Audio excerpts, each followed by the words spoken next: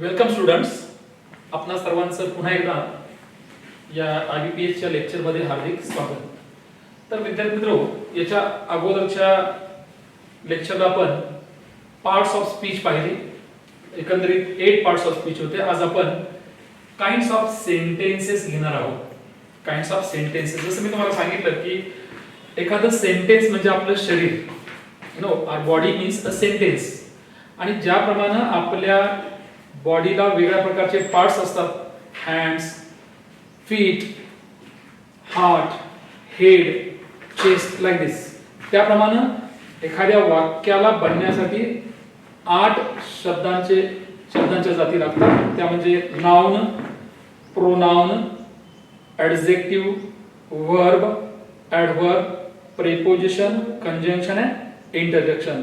यांचा अभ्यास या अगोदरच्या लेक्चरला केला आहे. आज आपण काइंड्स ऑफ सेंटेन्सेस बघणार आहोत, वाक्यांचे प्रकार.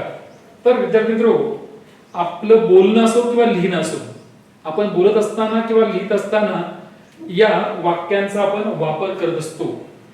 एकतर आपल्याला एखाद्या गोष्टीविषयी माहिती सांगायची असेल तर आपण असर्टिव्ह सेंटेन्सचा वापर करतो. तर एकंदरीत आपण बघतोय की इथं 4 प्रकारचे वाक्यांचा प्रकार आहेत. Assertive sentence, imperative sentence, interrogative sentence and exclamatory sentence. तर विद्यार्थी मित्रो, याला आपण असर्टिव्ह किंवा डिक्लेरेटिव्ह सेंटेन्स असे 2 नाव आहेत. असर्टिव्ह किंवा डिक्लेरेटिव्ह सेंटेन्स. याचं मराठीत नाव आहे विधानात्मक वाक्य. विधानात्मक वाक्य. तर दुसरं इम्पेरेटिव्ह सेंटेन्स, याला मराठीत आपण काय म्हणणार आहे? आज्ञार्थक वाक्य. आज्ञार्थक वाक्य. तर नंबर 3 आहे इंट्रोगेटिव्ह. याचं दुसरं नाव आहे क्वेश्चन, म्हणजे प्रश्नार्थक वाक्य. तर नंबर 4 आहे एक्सक्लामेटरी सेंटेन्स. एक्सक्लामेटरी सेंटेन्स, तर विद्यार्थी मित्रो, बऱ्याच वेळा हे शब्द असतात, हे शब्द पण परीक्षेला विचारतात फाइंड द एरर साठी. यांचं स्पेलिंग माहित असणं गरजेचं आहे. खास करून इंट्रोगेटिव्ह स्पेलिंग मध्ये गडबड होते. INTERROGATIV. Interrogative means question. Interrogative means question. तर याचे प्रकार वगैरे आपण हे 4 प्रकार पाहिले. आपण सविस्तर यांचा आपण अभ्यास करणार आहोत. तर बघूया.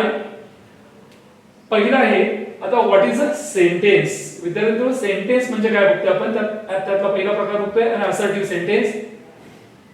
तर a sentence that makes a statement or assertion is called an assertive sentence.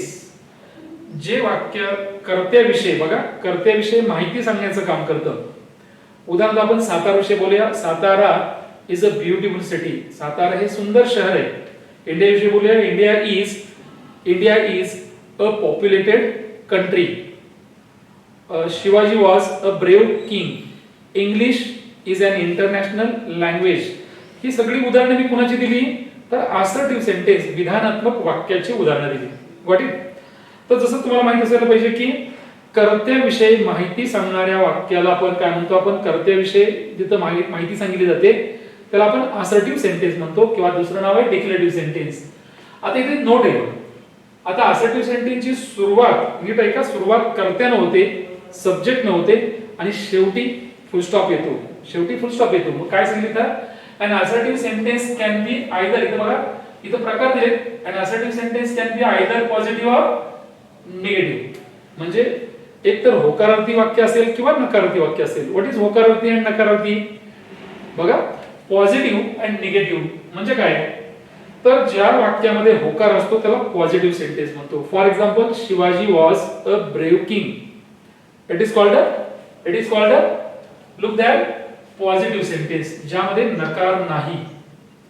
आता बघा, आणि ज्या वाक्यामध्ये नकार असतो त्याला निगेटिव्ह सेंटेन्स म्हणतो. नकार असतो त्याला निगेटिव्ह सेंटेन्स म्हणतो. जसं की आपण बघतोय, it is a useful topic. It is a useful topic. या वाक्याचा नकार करताना it is not a useful topic. नॉटचा वापर केला.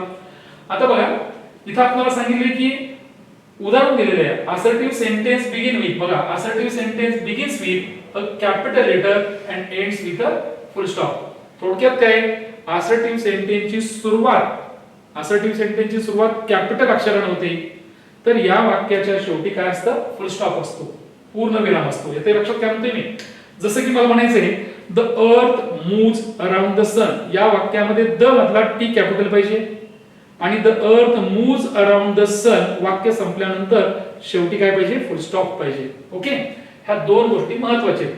वाक्याची सुरुवात कॅपिटल अक्षराने झाली पाहिजे आणि शेवटी पूर्ण विराम पाहिजे, फिनिश. आता याचे काही उदाहरण बघूया आपण. बघा, पहिलं उदाहरण आहे ते पॉझिटिव्हचं आहे, पॉझिटिव्ह सेंटेन्स आहे. The sun is a hot ball of fire. काय म्हणतोय, the sun is a hot ball of fire. Sorry, इथं स्पेलिंग बघा, स्पेलिंग करेक्ट करून घ्यायचंय. SUN पाहिजे, SUN. The sun is a hot ball of fire. सूर्य हा एक आगीचा गोळा आहे. तर हे पॉझिटिव्ह सेंटेन्स आहे. यामध्ये कुठेही नो, नॉट, नेव्हर, नथिंग यासारख्या निगेशन दर्शक शब्दाचा वापर केलेला नाही. होकारती वाक्य म्हणतो याला. तर नंबर 2 चं उदाहरण बघा. Second example, they are not playing today. It is a negative sentence. Why it is negative sentence? कोणत्या शब्दामुळे तुम्हाला कळतं की वाक्य निगेटिव्ह आहे? कळते? तुम्हाला कसं कळतं की बाबा या वाक्यामध्ये हे निगेटिव्ह दर्शक शब्द आहे? तर नॉट, नॉट, एनओटी, नॉट हा नकारदर्शक शब्द आहे. तर आपण खाली काही नकारदर्शक शब्द दिलेत बघा. There are some certain negative words. ज्या वाक्यातून निगेशन दाखवलं जाते अशा दाखवणारे, निगेशन दाखवणारे काही शब्द आहेत ते म्हणजे नो. बघा, हे तुम्हाला पाठच केले पाहिजे. No, not, never, nothing, nobody, no one, none, hardly, scarcely, few आणि लिटिल. आता मला या बाबतीत तुम्हाला काय सांगायचंय थोडंसं बघा. खास करून तुम्हाला माहित नसणारे शब्द आहेत हार्डली, स्केअर्सली, फ्यू आणि लिटिल. यांचा नकारार्थी वाक्य होतो. हे नकारार्थी वाक्यासाठी याचा वापर होतो, पण नीट आहे का, फ्यू नकारार्थी असेल. For example, few people can survive after there 130. 130 वर्षाच्या पुढे जवळजवळ कुणीही जगत नाहीये. बघा, नाही जगत. फ्यू. पण अफ्यू जर म्हटलं तर ते होकारार्थी वाक्य असेल. For example, there are few rich people in this country. There are a few rich people in this country. A few म्हणजे फारच थोडे, पण few म्हणजे अजिबात नाही. जसं की few ladies can keep secret. बघा, few ladies can keep secret हे वाक्य नकारार्थी आहे. जवळजवळ स्त्रिया सिक्रेट पाळू शकत नाहीयेत, ठेवू शकत नाहीयेत. पण a few ladies can keep secret म्हणजे फारच स्त्रिया सिक्रेट ठेवू शकतात. बघा, एखादी गोष्ट सिक्रेट गुपित ठेवू शकतात. त्याचप्रमाणे लिटिल आहे. लिटिल, बघा, little, the word little is negative. जर वाक्यामध्ये फक्त लिटिल असेल तर निगेटिव्ह आहे. For example, there is little water in the pot. There is little water in the pot. कळतंय का वाक्य? म्हणजे भांड्यामध्ये जवळजवळ पाणी नाहीच, नकारार्थी वाक्य, पाणी नाही असं. पण मी जर म्हटलं there is a little water in the pot, there is a little water in the pot, हे वाक्य काय झालं? होकारार्थी झालं. It is positive sentence. Little म्हटलं निगेटिव्ह, अ लिटिल म्हटलं positive. By the same way, few म्हटलं निगेटिव्ह, अ फ्यू म्हटलं पॉझिटिव्ह. म्हणजे तुम्हाला कळेल की अ फ्यू असो किंवा द फ्यू असो, अ लिटिल असो किंवा द लिटिल असो, ते पॉझिटिव्ह झालं. ओके, मला वाटतं की नक्की तुम्हाला कळलं असेल की नकारदर्शक शब्द कोणकोणते हे तुम्हाला चांगल्या प्रकारे कळले असतील. कोणकोणते शब्द नकारदर्शक आहेत परत एकदा बघा, पुन्हा एकदा बघा. See the words which are showing negation: no, not, never, nothing, nobody, no one, none, hardly, scarcely, few, little, etc. या शब्दाला आपण काय म्हणतो? these are called negative negation दर्शक शब्द, नकारदर्शक शब्द. तर आपण बघूया आता दुसरा प्रकार बघतो यामधला, number second, an interrogative sentence. an interrogative sentence म्हणजे काय विद्यार्थी मित्रो? तर याला क्वेश्चन म्हणतो. क्वेश्चन आपण इंट्रोगेटिव्ह सेंटेन्स असं म्हणतो. What is interrogative sentence? Interrogative sentence is a sentence which is used for asking a question. बघा, a sentence that asks a question is called an interrogative sentence.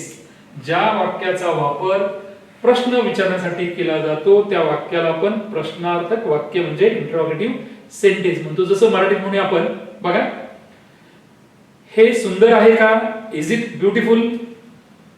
तू कुठे आहेस? Where are you? How are you? What is this? या वाक्यांना काय म्हणायचं आपण? Interrogative sentence असं म्हणतो. काय म्हणतो या वाक्यांना? Interrogative sentence. थोडक्यात प्रश्न विचारण्यासाठी वापरल्या जाणाऱ्या वाक्याला इंट्रोगेटिव्ह सेंटेन्स असं म्हणतो. तर बघा, व्याख्या तुम्हाला कळली असेल. प्रश्न विचारण्यासाठी वापरल्या जाणाऱ्या वाक्याला इंट्रोगेटिव्ह सेंटेन्स असं म्हणतो. मी वाक्य पुन्हा पुन्हा सांगत असतो जेणेकरून एकच वाक्य पुन्हा पुन्हा सांगितलं गेलं तर आपल्या चांगल्या प्रकारे लक्षात राहतं. तर विद्यार्थी मित्र, आपल्या सगळ्यांना माहित असणं गरजेचं आहे की कोणतीही गोष्ट एकदा करून लक्षात येत नाही. मी जाणून बुजून तुम्हाला थोडासा वेळ घेतोय मध्येच. तुम्हाला आठवत असेल तुमचा सायकल किंवा मोटरसायकल चालवण्याचा पहिला दिवस आठवा. ज्या दिवशी तुम्ही मोटरसायकल शिकायचा प्रयत्न करत होता त्या दिवशी बऱ्याचदा मोटरसायकल चालूच व्हायची नाही. चालू झालीच तर मग बॅलन्स आवरत नव्हता, बरेचसे प्रॉब्लेम असायचे. आणि आता जी तुमची अवस्था स्थिती आहे, तुम्ही खूप चांगल्या प्रकारे मोटरसायकल चालवू शकता. क्रॉसिंग मधून तुम्ही मोबाईलवर बोलत असता, एक हात सोडला असतो, मधून येणाऱ्या जाणाऱ्या ट्रॅफिकला तुम्ही सामोरं जात असता. एवढं सगळं कसं काही शक्य आहे? So it is because of practice. आणि आपल्या सर्वांना माहित असणं गरजेचं आहे की प्रॅक्टिस मेक्स मॅन परफेक्ट. सरावाने माणूस परिपूर्ण होतो. विद्यार्थी मित्र, हे वाक्य ऐकण्यासाठी घेऊ नका, यातनं बोध घ्यायचा आहे. म्हणजे कोणत्याही गोष्टीचा सराव केल्याशिवाय आपणाला त्यामध्ये आपण पारंगत होत नाही. जसं की दुसरं उदाहरण द्यायचं झालं तर लहान मूल नुकतंच शिकायला लागलं असतं चालायला. चालत असताना ते पडत असतं, पण पडल्यानंतर ते उठत असतं. पडल्यानंतर परत उठायचा प्रयत्नच करत नाही असा प्रकार नाही. ते परत उठतं, परत पडतं, परत उठतं आणि एक दिवस ते खूप चांगल्या प्रकारे आत्मविश्वासाने चालायचा प्रयत्न करतं. तशा प्रकारे विद्यार्थी मला सांगायचं आहे की एखादी गोष्ट तुम्हाला चांगल्या प्रकारे आत्मसात करायची असेल तर त्या गोष्टीचा पुन्हा पुन्हा सराव करणं फार गरजेचं आहे. कंटाळा करून चालणार नाहीये. ठीक आहे? तर बघा, तर आपण बघतोय की प्रश्नार्थक वाक्य म्हणजे काय आपण बघितलं. तर प्रश्नार्थक वाक्याचे दोन प्रकार आहेत. प्रश्नार्थक वाक्याचे दोन प्रकार आहेत. एक येस नो प्रश्न, येस नो क्वेश्चन म्हणतो. त्याचं दुसरं नाव आहे व्हर्बल क्वेश्चन. व्हर्बल क्वेश्चन त्याचं दुसरं नाव काय? व्हर्बल क्वेश्चनचं येस नो क्वेश्चन. म्हणजे ज्या प्रश्नाचं नीट ऐका, ज्या प्रश्नाचं उत्तर येस किंवा नो येतं, बघा, ज्या प्रश्नाचं उत्तर येस किंवा नो येते अशा प्रश्नाला व्हर्बल क्वेश्चन असं म्हणतात. For example, is it correct? हे बरोबर आहे का? येस इट इज असेल तर येस इट इज होकार होतं. नसेल तर no it isn't. No it isn't. By the same way बघा, by the same way, did he play? Did he play? Not played. Not played. Did he play? तो खेळला का? Yes he did. Yes he did. आणि no he didn't असं नाही होणार. No he did आणि yes he didn't. Wrong. काय म्हणायला पाहिजे? डिड ही प्लेचं did he play is called and interrogative sentence मधला प्रकार आहे व्हर्बल क्वेश्चन, म्हणजेच येस नो क्वेश्चन. आता याची सुरुवात नीट आहे का? व्हर्बल क्वेश्चनची सुरुवात विद्यार्थी मित्र कशाने होते? तर ऑक्झिलरी वर्ब नव्हते. बघा, इथे आपण फॉर्म्युला दिलेला आहे. ऑक्झिलरी वर्ब च्या पुढे सब्जेक्ट येतं plus dot dot question mark. जसं की ते दिले बघा, डू काय होते बघा, ऑक्झिलरी वर्ब डू घेऊया. डू दे, सब्जेक्ट घेतलं इथं they. Do they play every day? ते दररोज खेळतात का? Do they play every day? ते दररोज खेळतात का? Do they play every day? तर याचं उत्तर येस दे डू आणि नो दे डोंट. त्याचप्रमाणे कॅन ला आपण मोडल वर्ब म्हटले, ऑक्झिलरी वर्ब म्हणतोय. Can you swim across the river? विद्यार्थी मित्र, या दोन वाक्यामध्ये नीट ऐका. डू हे ऑक्झिलरी वर्ब आहे, प्ले हे मेन वर्ब आहे. इथं पण can you swim across the river, can helping verb आहे किंवा ऑक्झिलरी वर्ब आहे आणि स्विम हे मेन वर्ब आहे. त्याचप्रमाणे नंबर 3 सेंटेन्स मध्ये, नंबर 3 मध्ये काय बघा, has he written a letter? त्याने पत्र लिहिले आहे का? या वाक्यामध्ये has is called a helping verb और auxiliary verb and written is called a main verb. येते लक्षात? काय लक्षात आलं तुमच्या? या 3 वाक्यामध्ये दोन दोन वर्ब आहेत. कोण कोणते दोन वर्ब आहेत सांगा? सुरुवातीला डू, कॅन आणि हॅज जे आहेत त्यांना काय म्हणायचं? ऑक्झिलरी वर्ब म्हणायचं. काय म्हणायचं? Auxiliary verb. त्याचं दुसरं नाव आहे हेल्पिंग वर्ब. ऑक्झिलरी वर्ब किंवा हेल्पिंग वर्ब. त्याच्यानंतर लगेच दे, यू आणि ही हे काय आलेलं आहे, सब्जेक्ट आलेले आहे, सब्जेक्ट आणि पुढे डॉट डॉट केलंय ना आपण, तिथं सब्जेक्टच्या पुढे मेन वर्ब आहे बघा, मेन वर्ब, जसं प्ले, स्विम आणि रिटर्न, हे तिघ कोण आहेत, मेन वर्ब आहेत, तिघ मेन वर्ब आहेत. म्हणजे थोडक्यात या तिघांचंही उत्तर आपल्याला येस किंवा नो मध्ये देता येतं, येस नो मध्ये देता येतं, म्हणून याला म्हणायचं व्हर्बल क्वेश्चन किंवा येस नो क्वेश्चन म्हणायचं. माझ्या मते तुमच्या लक्षात आलं असेल की what is mean bye verbal question और येस नो क्वेश्चन. यांच्या आणखी काही उदाहरणं घ्या आणि सराव करा. काय म्हणतो कळतंय, याची काही उदाहरणं घ्यायची आणि सराव करायचं. काय उदाहरणं देतील आपल्याला, मस्ट न पण सांगता येईल आपल्याला, मस्ट म्हणजे एखादी गोष्ट केलीच पाहिजे. For example must you go now, आता तुला निघालच पाहिजे का. Bye the same way will you come here, will you come here, तुम्ही इथे याल का. आता विल यू कम हियर या वाक्यामध्ये विल ला काय म्हणायचंय, will is called yes helping verb म्हणायचं किंवा ऑक्झिलरी वर्ब म्हणायचं, आणि कम ला म्हणायचं मेन वर्ब म्हणायचं, विल यू कम हियर. बर, तर याच्यानंतर आपण बघूया, आपण पहिला प्रकार पाहिला असर्टिव्ह सेंटेन्स, दुसरा प्रकार पाहिला अँड इंट्रोगेटिव्ह सेंटेन्स. आता यानंतरचा तिसरा प्रकार बघूया विद्यार्थी मित्रो, सॉरी यातला असर्टिव्ह सेंटेन्स मधला दुसरा प्रकार आहे. असर्टिव्ह सेंटेन्सचे दोन प्रकार आहेत. एक, कोणते दोन प्रकार आहेत, ए मगाशी पाहिला व्हर्बल क्वेश्चन आणि बी डब्ल्यूएच क्वेश्चन. आता डब्ल्यूएच क्वेश्चन म्हणजे काय हो, तर डब्ल्यूएच क्वेश्चन म्हणजे ज्या प्रश्नाची सुरुवात डब्ल्यूएच शब्दाने झालेली असते, बघा डब्ल्यूएच शब्दाने झालेली असते आणि शेवटी प्रश्नचिन्ह येते, याचं उत्तर येस किंवा नो मध्ये देता येणार नाही. फॉर एक्झाम्पल जर मी तुम्हाला विचारलं की what is your father, what is your father, तर उत्तर येस किंवा नो नाही देता. काय द्यायला लागेल रे, व्हॉट इज युअर फादरचं, my father is a doctor, my father is a teacher, कळते, my father is a farmer वगैरे, म्हणजे अशी उत्तर द्यावी लागतील. तर आता बघा आपण इथे दिले की डब्ल्यूएच क्वेश्चन म्हणजे इट बिगिन्स, आता सांगितलेले की it begins with one of the following words and ends with a question mark, ends with a question mark, MARK mark, म्हणजे सुरुवात डब्ल्यू शब्दाने होते आणि शेवटी काय तर क्वेश्चन मार्क येतं, प्रश्नचिन्ह येतं. बघा ह्याचे काही उदाहरण बघूया आपण. काही डब्ल्यूएच वर्ड वर्ड्स आहेत, हू, हुम आणि हुज, ही तिन्ही रूपे एकाचीच आहेत, हुचीच आहेत. हू म्हणजे कोण, हुम कोणाला, हुज कोणाचा, कोणाची, कोणाची, चाची चेचा. By the same way what काय, कोणता. व्हाय म्हणजे का, कारण सांगण्यासाठी व्हायचा वापर करतो. व्हेन कधी वापरतो, व्हेन म्हणजे केव्हा, टाइम जेव्हा आपल्याला वेळ सांगायची असते, विचारायची असते किंवा टायमिंगच्या बाबतीत बोलायचं असते तेव्हा व्हेन वापरतो. Bye the same way where कोठे, व्हेअर कोठे, प्लेस सांगण्याच्या बाबतीत आपण याचा वापर करतो. विच आपण निवड जेव्हा करत असतो, विच म्हणजे निवड. For example which colour do you like, which book is yours, कोणतं पुस्तक तुझं आहे. Bye the same way how, how म्हणजे मॅनर सांगतं, मॅनर एखाद्या क्रियेची पद्धत. उदाहरणार्थ तो कसा बोलतो, how does he speak, know how are you तुम्ही कसे आहात, हाऊ डू दे प्ले ते कसे खेळतात. How will you help me तू माझी मदत कशी करशील, होय. त्याचप्रमाणे आपल्याला इथे दिलं आहे how many. What is how many, तर विद्यार्थी मित्रो हाऊ मेनी म्हणजेच संख्येत मोजता येणाऱ्या नामासाठी आपण हाऊ मेनीचा वापर करतो. हाऊ मेनी म्हणजे किती, संख्येत मोजता येणाऱ्या नामाचा वापर हाऊ मेनी. जसं की हाऊ मेनी बघा, how many chairs are there in this classroom. Second how much, विद्यार्थी मित्र हाऊ मच चा वापर कधी करतो, तर संख्येत मोजता न येणाऱ्या, नीट आहे का, संख्येत मोजता न येणारे नाम कोणते, how much water, how much petrol, how much kerosene, how much oil, how much money. How much money म्हणतोय, मनी म्हणजे पैसा, मी रुपीज म्हणत नाही. बघा रुपीज मोजता येतील, 1 रुपी, 2 रुपीज, 3 रुपीज, पण मनी मोजता येत नाहीत संख्येत, त्याला युनिट असतं, लिटर मध्ये हे युनिट आहे. वॉटर आपण युनिट मध्ये मोजतो. वॉटर असं म्हणत नाही की please give me 2 waters, please give me 3 sugar, wrong. म्हणजे सर्व धान्य असतील, लिक्विड मध्ये असणारे जे काही पदार्थ असतील, मग हे जे पदार्थ आहेत ते मोजता येत नाहीत म्हणून त्यांना आपण हाऊ मच या प्रश्नाने विचारायचं.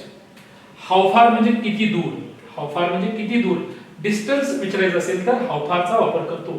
फॉर एक्झाम्पल काय हो, हाऊ फार इज युअर, बघा how far is your house from this college, how far is your room from this college, किंवा how far is your house from this college, या college पासून तुमचं घर किती लांब आहे किंवा रूम किती लांब आहे.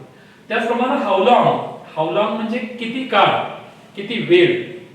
How long you were in Pune, तुम्ही पुण्यात किती वेळ होता, किती काळ होता. ओके, तर विद्यार्थी आय होप, मी आशा करतो की तुम्हाला हे WH वर्ड्स समजले असतील. समजले असतील तर याची काही उदाहरणं बघूया आपण. बघा उदाहरण बघूया. Wear are you going, where are you going.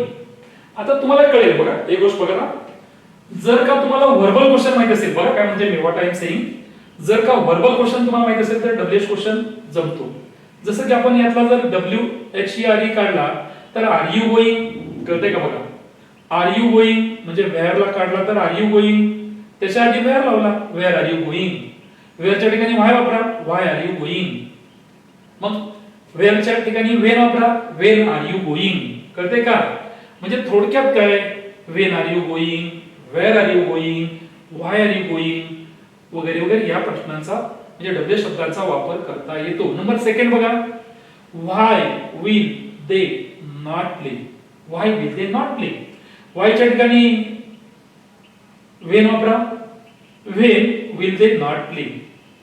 बघा, तर व्हाय जर काढलं तर तुमच्या लक्षात येईल की विल दे नॉट प्ले, ते खेळणार नाहीत का, म्हणजे व्हर्बल क्वेश्चन आहे. थोडक्यात डब्ल्यू शब्दाच्या पुढे व वर्डच्या पुढे व्हर्बल क्वेश्चन असतो. कळते का. काय कळलं, काय कळलं तुम्हाला.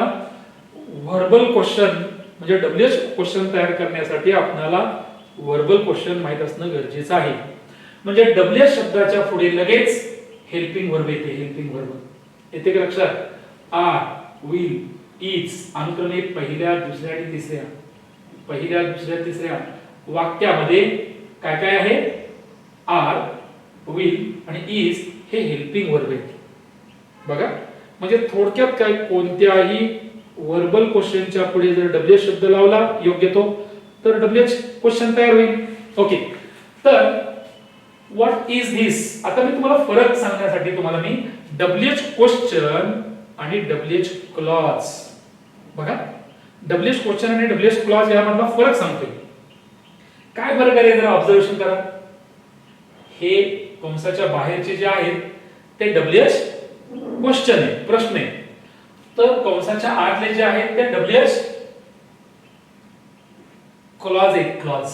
क्लॉज हा पूर्ण वाक्य नाही, वाक्याचा भाग आहे. बघा, एका वाक्याचा भाग आहे कॉम्प्लेक्स सेंटेन्सच्या, वाक्याचा अर्धा भाग आहे. काय रे, वेअर आर यू गोइंग. बघा आर कुठे आलेले, बघा आर यू म्हणजे वेअर नंतर आर आले, पण इथं वेअर नंतर यू आले का, म्हणजे डब्ल्यू शब्दानंतर सब्जेक्ट आलाय मग व्हर्ब आले. म्हणजे you are going, they will not play, नंतर धिस इज. म्हणजे काय केलं आपण, प्रश्नाचं रूपांतर सरळ वाक्यात केलं, असर्टिव्ह सेंटेन्स मध्ये केलं.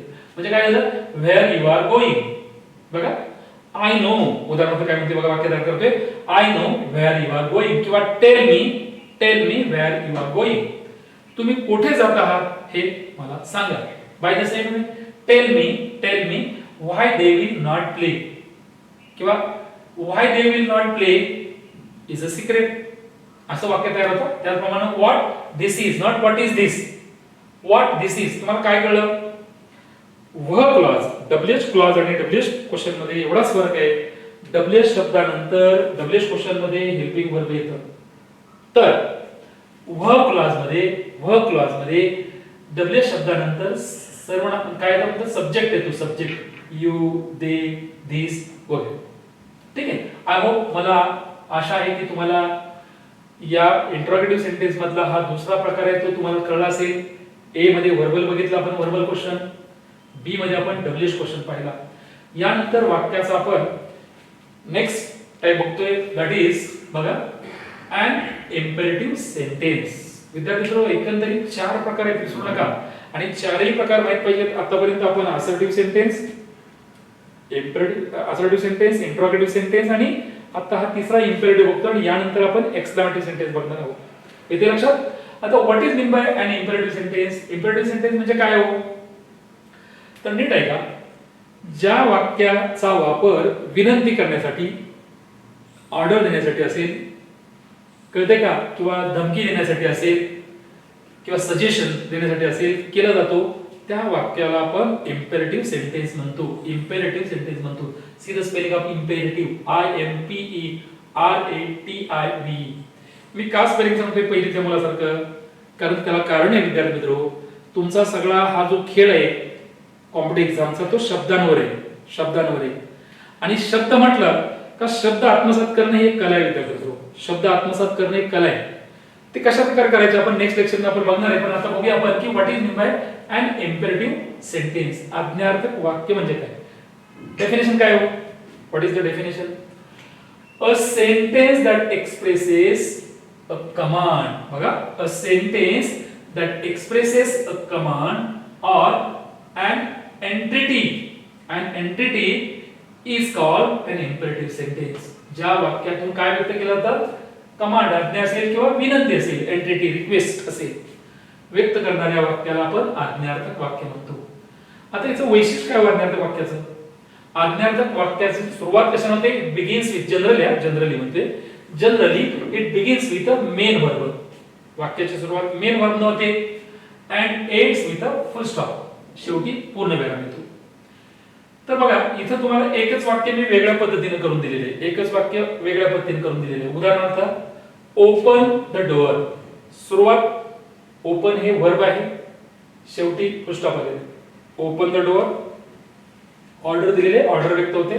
Please open the door, please open the door, request झालेले आहे. नंतर डू ओपन द डोअर म्हणजे दरवाजा उघडाच. आपण म्हणतो ना, do come to my birthday party, माझ्या बर्थडे पार्टीला याच. डू स्पीक लाऊडली, मोठ्यानं बोलाच. कळतंय. डू गो देअर, तेथे जाच, वगैरे वगैरे. तर बघा, नंबर 3 म्हणजे तुम्हाला हजारो वाक्य तयार करता येतील. किती वाक्य तयार करता येतील, जसं सांगितलं की तुम्हाला come here, do come here, इकडे याच. कळतंय. बघा, speak loudly, do speak loudly. Finish your work, do finish your work, तुमचं काम संपवाच. एखाद्या गोष्टीवर जोर द्यायचा असतो तेव्हा आपण डूचा वापर करतो. यानंतर बघूया आपण डोंट ओपन द डोअर म्हणजे कुठल्याही वाक्याला बघा, ओपन द डोअरला काय केलं, डोंट वापरला. आपण डोंट वापरला म्हणजे मूळचं वाक्य तसंच आहे का, open the door, open the door 3 ठिकाणी, 4 ठिकाणी, 5 ठिकाणी. आता do open the door, do कुठल्याही वाक्य आज्ञार्थक वाक्या सुरुवातीला डू लावलं तर आग्रह होतो. आग्रह, एखाद्या गोष्टीचा आग्रह होतो, नाही का. हा चहा घ्याच म्हणतो आपण, आमच्याकडे याच, डू कम टू अस, वगैरे. तर यानंतर आपण डोंट ओपन द डोअर हे वाक्य निगेशन आहे, निगेटिव्ह वाक्य. कोणत्याही आज्ञार्थक वाक्याचा नकार करताना डोंट किंवा नेव्हर न सुरुवात करा. डोंट किंवा never. Number 4 and 5th, fourth and fifth sentence expresses negation, नकार व्यक्त होतो.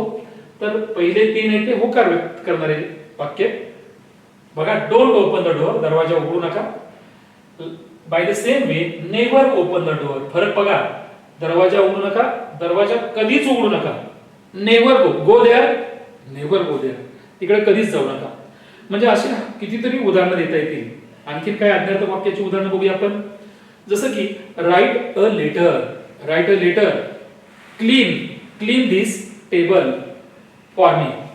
प्लीज रिक्वेस्ट करत असेल तर तुम्हाला रिक्वेस्ट करताना प्लीजचा वापर करा. Please comma, please sit down, please go outside, please leave me alone, वगैरे. तर अशा प्रकारे विद्यार्थ्यांचं तुम्ही शिकला की what is mean by imperative sentence. आता मला सांगा, या वाक्यांचे प्रकार आपल्याला का शिकायचे आहेत, त्याचं महत्व काय. कारण विद्यार्थी मित्रो, फाइंड द एरर मध्ये डायरेक्ट इनडायरेक्ट स्पीच असेल किंवा असर्टिव्ह काय म्हणतो आपण त्याला, चेंज व्हॉइस असेल, यांचा वापर शिकत असताना या वाक्यांचे प्रकार माहित असणं गरजेचं आहे. ओके. यानंतर आपण शेवटचा प्रकार बघतोय, that is see there an exclamatory sentence. It is the last type of sentence. बघा, आजच्या या भागामध्ये आपण एवढाच भाग बघतोय, an exclamatory sentence. आता what is meant by an exclamatory sentence, तर उद्गारवाचक वाक्य. सांगा आता बघू, उद्गारवाचक वाक्य काय करतो. तर उद्गारवाचक वाक्य काय करतो बघा, definition see. a sentence that expresses strong feeling. A sentence that expresses strong feeling is called an exclamatory sentence. बघा, ज्या वाक्यातून आपल्या मनातल्या एकाएकी उत्पन्न होणाऱ्या भावना व्यक्त केल्या जातात, बघा स्ट्रॉंग फिलिंग खास करून म्हटलेले आहे, त्याला त्या वाक्याला काय म्हणायचं? एक्सक्लामेटरी सेंटेन्स म्हणतात. याच्यात काही सूचना आहे बघा, नोट काय आहे बघा. इट बिगिन्स विथ, एक तर या वाक्याची सुरुवात कशाने होते? हाऊ किंवा व्हॉट न होते किंवा अन इंटरजेक्शन न होते. तीन पैकी काय होते बरं का? हाऊ, व्हॉट किंवा इंटरजेक्शन. या तीन प्रकारापैकी कुठलं तरी वाक्य असेल, कशा तरी सुरुवात होईल आणि शेवटी काय होतं? And ends with an exclamatory mark. काय कळलं तुम्हाला? उद्गाराच्या वाक्याचं वैशिष्ट्य आहे, त्याची सुरुवात एकतर हाऊ न, व्हॉट न किंवा इंटरजेक्शन न होत असते आणि शेवटी उद्गाराचे चिन्ह येते. ओके, तर एक्झाम्पल बघूया. हाऊ न सुरू होणारं वाक्य, हाऊ लकी आय एम. बघा, how lucky I am. Am verb हा शेवटी गेला बघा, इन द एंड वर्ब गेला. आय एम आणि एक्सक्लामेटरी मार्क आहे. मी कंसात जाणून बुजून दिलंय की असं नाही की how lucky I am find the error मध्ये कसं कळणार तुम्हाला? एम आय नाही, एम आय नाही, आय एम म्हणजे आधी सब्जेक्ट मग verb. Number second, what a nice idea it is. Not is it, not is it, it is पाहिजे, वर्ब शेवटी जाऊ द्या. What a nice idea it is, exclamatory mark. आणि hurrah किंवा hurray, exclamatory mark. I have won the lottery. Hurray, I have won the lottery. Hurray किंवा हुर्राला काय म्हणतो आपण? हुर्रे किंवा हुर्राला आपण काय म्हणतो? हुर्रे किंवा हुर्राला इंटरजेक्शन म्हणतो. आणखी कुठले शब्द आपल्याला सांगता येतील? तुम्हाला फरक कळला पाहिजे की व्हॉट इज मीन बाय, म्हणजे how to begin with what and how to begin with how. तर विद्यार्थी मित्र, ज्या वाक्यामध्ये कुठेतरी अ किंवा ॲन येतं त्या वाक्याची सुरुवात काय करा? व्हॉट न करा. थोडक्यात काय या वाक्यामध्ये नीट ऐका, नाईस हे ऍडजेक्टिव्ह आहे, याच्यानंतर नाउन आले, नाईस नंतर नाउन आलेले. जेव्हा ऍडजेक्टिव्ह प्लस नाउन असं असेल तेव्हा आपण व्हॉट न सुरुवात करतो. पण वरच्या वाक्यामध्ये काय झाले? लकी हे ऍडजेक्टिव्ह आहे, त्यानंतर नाउन नाही ते प्रोनाउन आहे, म्हणून तिथं हाऊ न सुरुवात केली आहे. पण या वाक्याचं सरळ कसं होईल रे? How lucky I am very lucky. बघा, आय एम हाऊ बद्दल very, lucky I am very lucky. दुसरं वाक्य, what a nice idea it is. त्याचा असर्टिव्ह सेंटेन्स काय होता? It is a very nice idea. कळतंय? म्हणजे अशा प्रकारे तुम्हाला एक्सक्लामेटरी सेंटेन्स असर्टिव्ह मध्ये, असर्टिव्ह सेंटेन्स एक्सक्लामेटरी मध्ये रूपांतर करता येतं. आणखी बरीचशी आपल्याला उदाहरणं देते. तर विद्यार्थी मित्र, या पीपीटीचा पुन्हा पुन्हा सराव करा. जोपर्यंत सराव करणार नाही पुन्हा पुन्हा तुम्ही बघणार नाहीये. आणि अभ्यास कसा करायचा एकाच मिनिटामध्ये सांगतो की या पीपीटी जेव्हा आपण हे बघत असता तुम्ही, त्या बघत असतानाच, ऐकत असतानाच काय करायचं? लिहून घेण्याचं काम पण करायचं. बऱ्याचदा विद्यार्थ्यांना माहित नसतं की हे पटपट पुढे जात असतं, पण तुम्हाला माहित असणं गरजेचं आहे की तिथं तुम्ही थांबू शकता. बघा, तुमचा व्हिडिओ तिथं थांबवू शकता आणि मग तुम्ही त्या नोट डाऊन करू शकता, लिहू शकता. तर विद्यार्थी मित्र, थँक्यू व्हेरी मच.